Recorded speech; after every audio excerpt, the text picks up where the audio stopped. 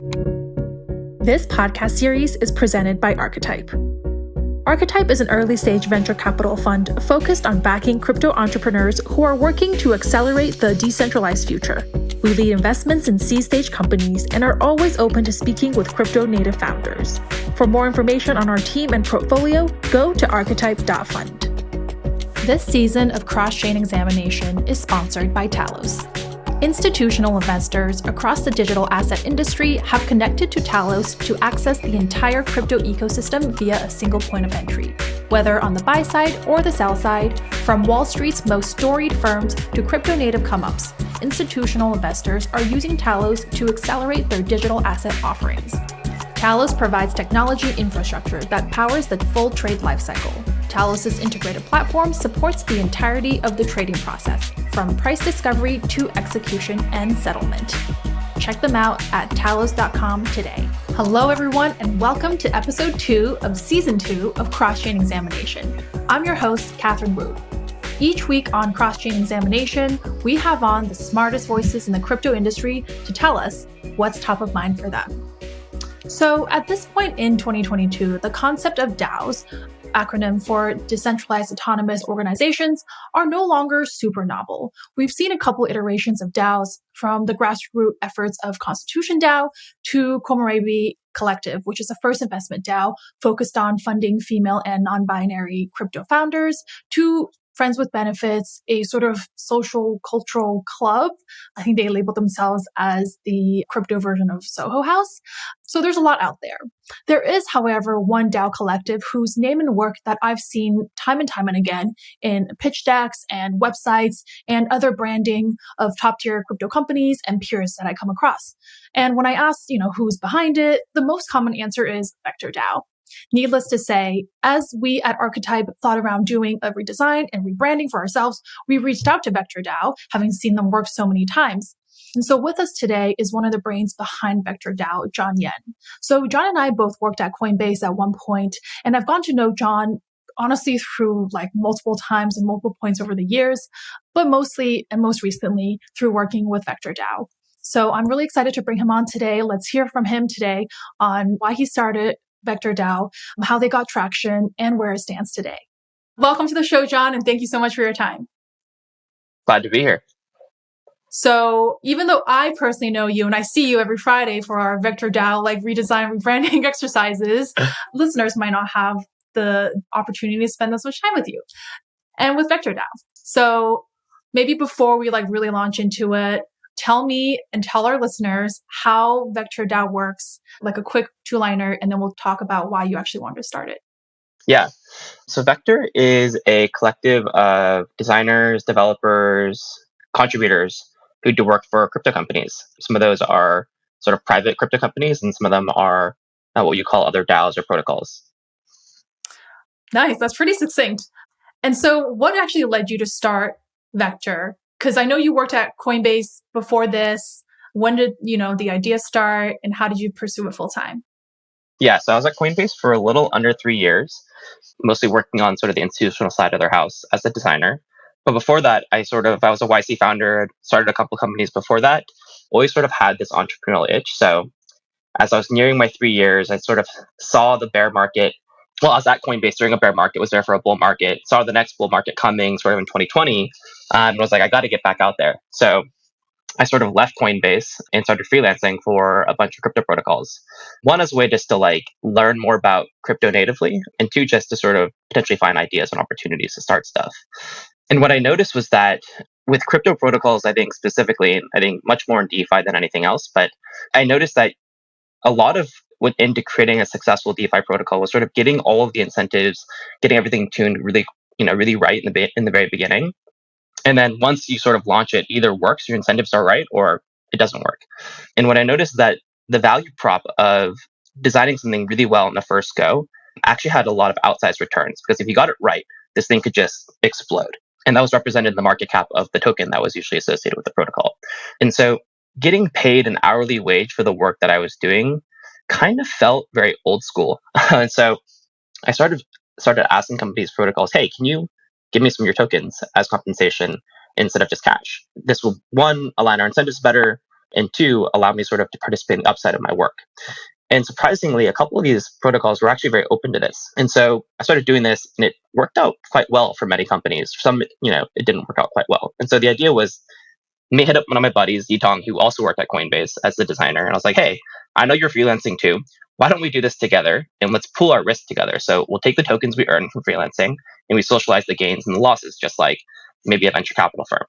And so this started working out really well. And we realized the more people we got involved, the better our risk adjusted returns would be. So we just started hitting up everyone that we knew that was a really, really good designer. And the outcome of this was that a lot of really, really talented people, you might not be able to hire them even for like $300, $400, $500 an hour. But when they hear that they have an opportunity to make sort of this asymmetric upside, this is like on the backdrop of like GameStop and all these tokens going to the moon. Is this idea of like you need to own assets to make money. That sort of talent that was unhireable before suddenly becomes interested in working with you. So that was the nexus, the genesis of Vector DAO was, hey, can we sort of get ownership in the stuff we're doing? And can we collectively sort of socialize the gains and losses from that? I mean, that makes a lot of sense. And I think you hit on like two interesting points here. The first, I mean, it sounds a little obvious, but I think especially with crypto and protocols, I think they require a special breed of designers that are a little bit different, obviously, from Web2 designers, because all of a sudden you have to think about things like, okay, how do you design for a network? How do you like understand the intricacies? Even among different networks and protocols, the use cases are so different. And so I think the first point, which is like, I guess I never really thought about that, but like protocol and networks probably require a different type of designers. And the second point is interesting. It's not new, but it's basically like, how do I take a stake in the company that I am consulting for or I work with or advise? And I don't know if you know this actually, but one of the most kind of famous examples of that in Web2, where like a law firm, basically a big law firm in the US, started taking on startups as clients. The startup, obviously pre-seed at the time, you raise, I don't know, 500K a mil. You can't really afford these like big law bill rates. And so Wilson Sonsini is like the premier law firm that like kind of solidified this practice, which is that they take a little bit of like equity in exchange for like doing big law level work. And as you extrapolate that into crypto and especially with tokens, I think it's pretty interesting. I think, I've started to see service providers do this. And so not surprising that like design, which is such a big component, is trending that way. That makes total sense to me. I think that a lot of design agencies have tried this in the past. And I think there's a couple of reasons why it didn't work. I think one, the time to liquidity was just a lot longer back then. And the complexity around giving someone a token today, like anywhere in the world, is much easier, right? And that's enabled by the blockchain, right? These things are fully interoperable as long as you have a crypto wallet. And then the last thing is sort of like building a crypto protocol is fundamentally different from building a product, right? Like this is infrastructure that's supposed to, you build it and it's supposed to last for a really long time. And so if you get it right the first time, you don't actually have that many chances. Like you can keep trying, you can't really iterate too much. Then you actually generate a huge amount of value. So there's an upfront amount of value that you get equity or tokens for, and it actually is worth it oftentimes for these protocols, because if they get it right, then the return is huge. Yeah, this is like a meta point, but also tokens are just a much more liquid option. Because even when I think about the big law firm taking equity in a startup, that's like 10, 15 years before you really see exit to that. Or you have to figure out how to, sell on a secondary market. Actually, I don't even think there are marketplaces for like equity back then. So you just have to know people, which like, I don't think individuals or like smaller companies can really take on that risk. And so just thinking about the way tokens accrue value and are basically liquid on a whole new level really opens up a lot of more options for especially like earlier networks and protocols. So back to Vector. Yeah. So how does it actually work in terms of like from project inception to delivering a finished product? So what I'll say is, before I dive into like sort of the details of that, it started as this idea of, okay, we're going to get this asymmetric upside. We're going to socialize the risks, which is still a big part of what we do. But what's interesting is, so we've been around now for a year. We've worked on over 40 projects. We've sort of realized that the value prop has extended towards being able to like doing work as an independent freelancer sometimes can feel very, very alone. And so Vector sort of provides this way to be independent yet together at the same time. That together part is what Vector DAO does, right? Whether it's together we socialize the gains and losses, together we share best practices, together we share deal flow, things like that. So in terms of how it works, a project will reach out to us, and very similar to a venture firm, we need due diligence first, because if we're going to take a position in this company and we're socializing that position among all the members, we better be doing a good job of sort of making sure that company that's entering our portfolio is something we want to hold on to or believe in. So that's the first step. We sort of diligence the deal, and we usually do an interview with the founders, try to understand its market and its business model. Once we sort of recognize, okay, this is an opportunity we think we're excited about from a financial perspective, then we look at it from like a creative perspective. Unlike an agency where you're sort of a gun for hire, you go to an agency, you say, hey, we need a logo or we need some product design. They'll do it for you if you're willing to pay their rate. With Vector, it's a little different. Everything is opt-in from the membership perspective. So if no one's interested in your product or what you're working on, no matter how much you pay us, like we won't work on it. No one's actually excited about it. And we think that's actually a win-win for both the client and the freelancer because you want someone who's excited to work on your product. You usually go the extra mile. So after it goes to diligence, we share it with the community. If anyone's interested in it, they sort of raise their hand and they say, hey, I'm actually really excited about this NFT thing, or I'm really excited about this DeFi protocol. I would love to work on this. From there, we do sort of like a meet and greet where the contributor and the protocol or the company or the DAO will sort of have a chance to get to know each other, make sure that they both sort of like each other's communication and working style. And from there, we start to do the work. Based on the sort of scope of work, whether it's brand or product design, we work on sort of either a retainer model, like an embedded model, or a project-based model, things like that. How big is Vector now? Like how many designers? How did you go about finding them? And is there some kind of like application process, or is it like open to all? Yeah, so we're about 80 to 90 members. In terms of joining the DAO, so we did have an application form that was live on our website. It's actually still there, but we put a really explicit disclaimer that we're no longer actively taking members. And the reason for that is we're really focused on trying to create the best community experience for every single person. And we've seen a lot of DAOs sort of scale super quickly to thousands, tens of thousands of members, and it quickly becomes really, really untenable. So we're really wary of that. And we're trying to sort of keep the ratio of like contributor to number of people in the Discord as high as possible. The rate that we sort of target is 50% at any given time. So yes, it is open to like anyone can apply, but our selection process is really, really rigorous. I'd say we turn down like 95% of the applicants because we're really focused on sort of the top 1% of talent being in Vector. That totally makes sense. So, when I hear a DAO, there's a bunch of things that come in mind, right? Like it could be when I hear a DAO, I'm like, oh, messy. That's like one of the words that can come up sometimes. Totally. And that's messy because like most DAOs or like, I think there are different types of DAOs, and I don't even know if we've gotten to the point in our vocabulary where we're like differentiating them.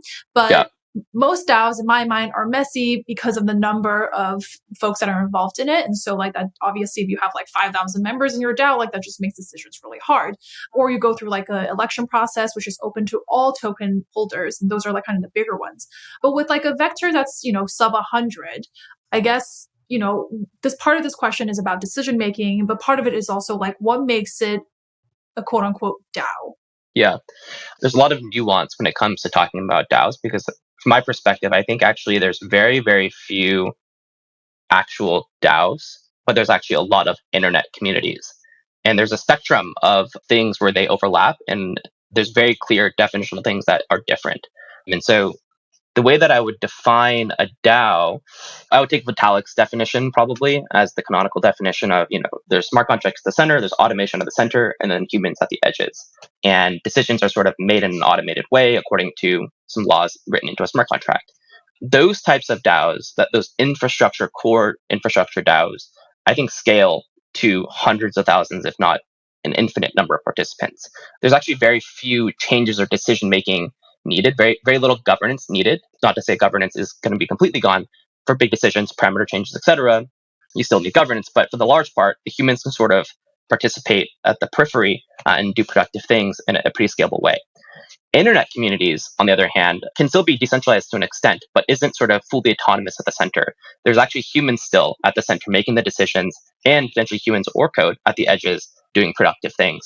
So in the internet communities side, it becomes much more messy, especially as you reach or approach Dunbar's number, right? And so I think the majority of DAOs that are calling themselves DAOs that have problems or look very messy, those are actually internet communities. And I think that's a huge space, a huge opportunity. But I think they're distinct from DAOs. So I would actually even categorize Vector as more of an internet community than a DAO. I think there would be a path towards progressively decentralizing into something that looks like a DAO. But I think you have to ask yourself, number one, why? Is there like a good purpose for this? Like, are we a public good? Is there public infrastructure that needs to be decentralized or credibly neutral? Otherwise, maybe you're better off just sticking to being an internet community less than 100, 170 folks. which is what we've opted to do thus far. Yeah, when I was thinking about how to describe Vector, kind of a design collective. Yeah, I would say that too. I think it's a design collective, and I think we inherit many of these sort of decentralized philosophies and tenets, and maybe even best practices of DAOs around governance or decision making. But ultimately, like, it's not code running the DAO; it's rules that are socially enforced, socially agreed upon, a social contract that we could potentially codify into a smart contract, but it's probably unnecessary for our use case at the moment. Yeah. With also like curation heavy business operations, it's really hard to automate. And I imagine that's a huge part of, your ops. Yeah, I think if you really want to be a DAO, we'd have to be permissionless. Like anyone should be able to participate or interact, which is not the case right now. Maybe it's like a design collective 2.0 or no, design collective 3.0. Yeah, exactly. I think DAOs have this moment. I think they still will have a big moment, and there's a lot of room to grow there and a lot of interesting things happening there. But I think people overlook internet communities as a really big potential space that I think is actually like the future of social. And we're all focused on DAOs or appending DAO to our name. Like even Dropout DAO, they just sort of rebranded as something else. They realized we're not actually a DAO, we're an internet community. And I think that's fine. I think you actually build a really big business or a really interesting thing just by focusing on that. Yeah, that's a good point. Like not everything has to be branded as a DAO. Yes. That's fine. It's actually not. Like it's actually worse. Okay, so like let's rewind back. You and Yitong in the beginning, and kind of like as you were growing this, what were some of the like, oh no moments that you just like did not anticipate at all? Oh man. So I think a lot of what I was just saying, I think in the very beginning we were really optimistic, maybe naively optimistic and enamored by this idea of being this decentralized autonomous organization, this new thing that's like the antidote to the joint stock company. We were going to like create like a flat hierarchy and it's going to be this awesome thing. And so we maybe over rotated to like every decision needs to go through some type of governance or like token referendum or essentially rendering ourselves like not just powerless, but maybe even below that to make a point of like, this isn't our thing. This is, everyone's thing. And the reality is that if you want to build something that provides value or is impactful or is, important to people, you kind of need a few people to like have a lot of skin in the game and work really, really hard and be really committed in a continuous way. And so I think a lot of the mistakes we made in the early days was like, day one, we're going to be like totally perfectly decentralized, which is, I think, really hard to do to get anything done in the early days. So I think that's one. On the flip side is like the community aspect. We weren't quite a DAO. We weren't quite an internet community or something in between, like a permission DAO, if you will. And running a community is not easy, especially over the internet. You can't rely on in-person events to sort of build camaraderie. So I think a lot of that stuff was challenging as well. And I had zero experience doing that. All my background was in like building products or building companies. And so building community is like a totally different set of skills. Are you and Yitong the only two full-time VectorDAO members? No, so in the beginning, yes, but now we actually have a few people who are full time. We have like one level of hierarchy where we have like project leads, and these people oftentimes are full time, where they make the majority of their income through Vector. We sort of believe and encourage like this idea of like a plurality of income sources, where Vector can be one, and maybe it's like how you get the risky aspect of your portfolio. Like I'm going to spend 50% of my time here or 20% of my time here and get sort of a basket of highly speculative tokens that may appreciate 1000x or may go to zero. The other time is going to be spent making cash where I can sort of have that safe, consistent income. That makes sense. So project comes in, like who makes the decision to this is interesting, let's put it on for a vote, or is everything just put up for a vote? Yeah, that's a good question. I would say that only the biggest decisions. So for instance, when do we close the season, for instance, or what do we make the DAO take rate, or membership, for instance, oftentimes is put up for a vote. But that's actually for like, it isn't an entire DAO wide vote. It's sort of a specific working group that has been given autonomy to do this. We'll make a vote there. So we try to like get the fewest number of people that are relevant to make a vote and as little as possible make it sort of everyone votes. In terms of hierarchy, there's sort of one level of hierarchy, which is like, I wouldn't even say it's hierarchy. It's sort of just like responsibility. Like anyone can become this project lead. It's a matter of like, do you want to do that? Do you want to take on that responsibility? And have you done the sort of required work to get there? And if you have, then you're welcome to become one. But these people sort of help guide projects, make sure there's a consistent point of contact with the projects we're working with. And it's obviously ultimately responsible for delivering the work. So let's say there's other contributors doing work. if the work isn't very good, the project lead has to step in and sort of ensure, whether through mentorship or through doing it themselves, that the work is at the highest standard. Yeah, I like this. Like maybe like a more mature decision making that I've seen in a DAO, because I think the whole DAO thing has gotten so idealized that any sort of words that are inherently neutral somehow become bad. For example, the word hierarchy isn't inherently a bad Yeah, word. And I liked what you said, which is that like it's not necessarily like who makes all the decisions, but who takes on more responsibility. And that makes perfect sense to me. It's like your decision making is basically reflected in your output. Which, totally. like, when you think about in like a traditional, like big company, that's often not the case. Yeah, I think it's two things. It's transparency around like how the system works, so everyone has the same amount of information, and then it's a matter of what do you want, and ideally it's fair in that way. And not saying that we're perfect by any means, so that's what we sort of strive for. Is like anything is open to anybody. Here's like a process for how you get there, and if you're taking more responsibility and you're providing more value, you should absolutely be compensated more or adequately based off of that proportionally. So that's what we strive for. Again, when we first started Vector, that was like one of the ideals. We're like, okay, can we create a more efficient or a better organization? And I think it's a push and pull based on sort of like what you do, on how decentralized you are, how sort of how hierarchy or how much Mm-hmm. centralized decision making you have. And I think we're somewhere in the middle. We're not like fully decentralized. We're also not fully like a typical corporation by any means. Yeah, you're somewhere in between, and I think that's Yeah, okay to be for now. And it might be okay to stay, like depending on just like what you do. yeah, There's not one way to be a DAO. absolutely. Yeah. Yeah.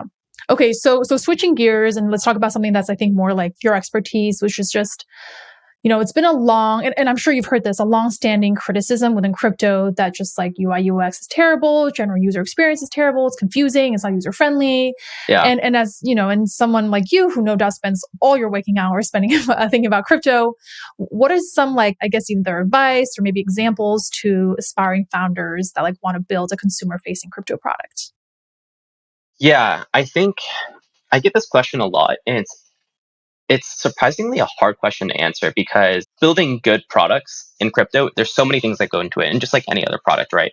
And design is sort of, I think, oftentimes viewed as the cure-all. It's like, oh, we need better design. We need to get a good designer, and that certainly will help. But they're going to be limited by the extent of where the technology is at, right? There's certain things with crypto that are just net new and are the way that they are. It may get better over time, may not get better over time, and consumers may have to learn about new technologies, just like we've learned how to use a browser, or we've learned how to use different technologies throughout our lives. So that's step one, is that realizing like we're limited by the technology we have. So then once you sort of realize that, I think there's obviously like best design practices, all the stuff from sort of web 2 I think translates over to web 3 from like a design best practices or a design pattern perspective, right? We want to use good typography, have good spacing, use progressive disclosures when relevant. All these best practices all apply. The challenge is that in order to design something really well, you have to really understand it. And that means you have to use it, and not just use it, but deeply use it and understand like all of its inner workings. And oftentimes I think designers who are just getting into crypto, or founders with less familiarity with design, will be like, oh, we just need to make it pretty, or we just need, improve the visual design. It's like, no, you actually, as a designer, have to understand like, how does the mechanism work? How does the protocol work? What's actually happening in these smart contract calls? And that's pretty challenging. It's pretty technical, both on like an engineering perspective, but also from like, if you're a DeFi protocol, from like a financial perspective. So that's actually the key is, can the designer tell you how this protocol, how this mechanism, how this app works, as well as your engineer? And if they aren't, I think the design is going to suffer. And that's a tall order, but I think that's what the best designers do. Yeah, I don't think anybody at like Archetype would take a call to the extent that there is a product without using the product. I think that's like number one, right? It's like you Yeah. take a call with anybody and like not only do you use a product, you really try to understand the product. And so Yeah. like when you get on the call, you're asking questions specifically related to that. And like it blows my mind that like anybody, whether you're a designer, whether you're an investor, that like you can take a bet on a company without really understanding its products. Yeah. There's levels to it, right? I think there's using the product for the first time for the sole purpose of like, oh, I need to check the box, I need to use the product. Yeah. And then there's using the product with like skin in the game, where like you care. And Yeah. so I tell founders all the time, I'm like, give your designer like a non-trivial amount of money, like give them like $1,000, okay, and have them go use it, and have them Yeah. sweat a little bit, because it changes it drastic when you're about to get liquidated and you're like, oh, I get it, like where's the freaking button? how do I deposit collateral to save my Oh my position? God. That changes everything when you're like, oh, that urgency. And now you have that empathy to understand, oh, this is why this button needs to be here or whatever. Yeah. So make sure your designers understand the product. If they don't, give them money to buy ether, whatever, test it out. That's like number one. Number two, you said this in the beginning, which is that like good design doesn't solve everything. Because here's the thing, you can have good design, but if you don't have a good go-to-market strategy or any good marketing, like where does that good design go? We don't know. So it comes hand in hand. It's a full thing. Yeah, this is like a thing that always, not to devalue like the industry that I'm in, but it's sort of like, I always see this on Twitter where people are like, oh, like we need more designers in crypto. And it's like, yes, we absolutely need more designers in crypto, but there's so much more that goes into building a really good product or a really successful company. And it's design is, I think at its core is a huge part of that. But like you're saying, you need go to market, you need good customer success, you need customer support, things like all of it really matters. And it's all part of the user experience. So agreed. Okay. So last question. And this is more pulling back into like DAO land. What parting advice would you give any core team, any person, any two people, whatever, that may be thinking about spinning up a DAO? I would say, kind of going back to what I said earlier, not to be a broken record, is really understand, are you starting a DAO or are you starting an internet community? Even saying the words, I'm starting a DAO, sounds wrong. Like if you're coming at it from that perspective, you're probably actually not starting a DAO. DAOs are the result of a necessity to be created in order to govern sort of a public good or an infrastructure that everyone relies on, where you need to have a credible neutral party to make decisions on behalf of that infrastructure. And oftentimes that infrastructure looks like a piece of code or like a smart contract or a crypto protocol, for instance. The government's a really good example of this to an extent, right? There we elect them to sort of be credibly neutral and make the best decisions for us where there's minimal externalities, et cetera. So you don't really intend to start a DAO because usually it's out of necessity. I think there's sort of exceptions to this, right? Like I think Ukraine DAO or like Vita DAO, things like that, where you're maybe trying to govern a set of resources for sort of a public good, a non-for-profit use case. I think that makes sense. It's okay. I'm going to start this for that reason. And we need to be credibly neutral. We're governing these funds from everyone. We want to be transparent. I think that makes sense. So that's the first thing. Is like, are you an internet community? Or are you actually a DAO? And I think it's totally fine for you to be an internet. I think that's a hugely underrated space to be in. Like I think that there's going to be a $1 billion internet community that gets started one day, and it's going to spawn a whole legion of sort of these like Shopify entrepreneurs to now do that as the next D2C wave. I think we're just waiting for that to happen to sort of prove that this is possible. It could be massively profitable to do this. I get asked all the time, maybe daily, maybe multiple times a day by like Web2 companies that I kind of see the like, DAO or like whatever they read about online. And they're like, oh, like, well, I want to also do one, right? So like literally last week I was talking to this like health tech company that like wants to start a DAO. And I was like, what do you actually mean? And they're like, well, we want our users to form a community and like, get rewarded and like talk to each other. I'm like, okay, I don't know that that's a DAO. Because here's the thing, like a DAO means you're ready to decentralize yourself. Until the two of you, and these are the two co-founders I was talking to, you're ready to literally potentially be voted out, right? Because then you don't have a board of, like a DAO doesn't have a board of governors. Board member. Your board member are your token holders or your stakeholders. Yeah. And until the two of you are ready to answer to those people instead of just your board. Which sucks. Totally, that sucks. And I was like, are you ready to give this up? And they were like, oh, well, like, no, I didn't know what a DAO entails. And I'm like, that's not even like the whole part of it. That's just like one part of it. Yeah, totally. I think making that distinction really early on is probably the most important decision. It needs to be rooted in like, what's your goal? What are you trying to achieve here? I think internet communities are going to be really, really big. I think we have a ton of venture-backed tools for DAOs that are actually meant for internet communities. And we're all waiting for sort of the unicorn internet community to then sort of prove the need for these tools to exist, because they're all looking for customers right now. And I don't think we're going to have a huge market there until one of these communities becomes a unicorn, inspires a legion of these Shopify entrepreneurs to start communities instead, and now for all these tools to sort of have a reason to exist. So yeah, I think that's the first thing. And then I think beyond that, it's like I think there's a lot of best practices out there, and the best way to learn about that stuff is go join a few, whether it's a DAO or an internet community. There's a lot of them out there. Start participating, and if you want to be starting a DAO, start participating in governance, go into the forums. If you're an internet community, join some Discords, some Telegrams, and get involved, and you'll quickly sort of understand what works and what doesn't. I'm going to end this episode with a question. Per Jon Yan, are you starting a DAO or are you starting an internet community? That's the question. Awesome.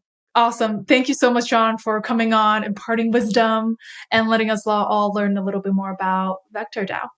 Awesome. Yeah, it was my pleasure. Cool. Oh, before you go, where can people go to learn or check out the work that you're doing?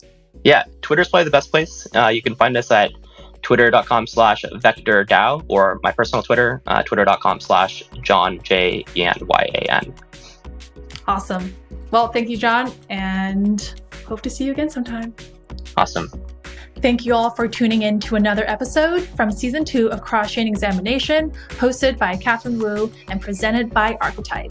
If you like this episode, please give it a 5-star rating, like it on YouTube, and subscribe to the show if you haven't already. Also, make sure to check out Season 1. We have 10 episodes from awesome guests talking about all kinds of topics, from privacy and crypto to crypto regulation to many, many other topics that I care deeply about. Share this also with a friend, with a coworker, and maybe even family if you enjoyed it. And give us a follow on Twitter. We are at CrossChainPod. DM me, at me with any suggestions, guests you would like to hear, and anything else. Thank you so much again, and hope you tune in to our next one.